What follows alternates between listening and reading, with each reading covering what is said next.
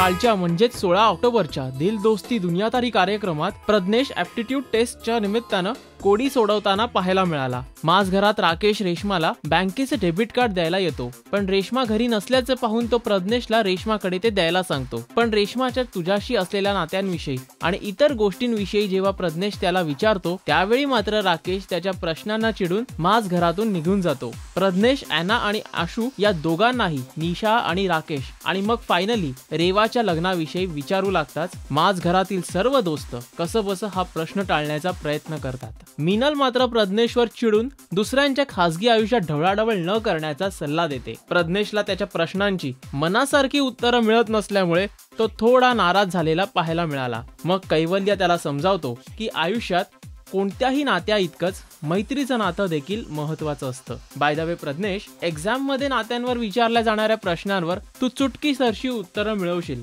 पण आयुष्यात नात्यांचे बंध चिरंतन राहण्यासाठी प्लीज कोणालाही कोड्यात टाकू नकोस। आपल्याला हा एपिसोड कसा वाटला ते या व्हिडिओच्या खाली दिलेल्या कमेंट बॉक्समध्ये जरूर सांगा आणि या प्रोग्रामचे लेटेस्ट अपडेट्स जाणून घेण्यासाठी पाहत रहा राजश्री मराठी।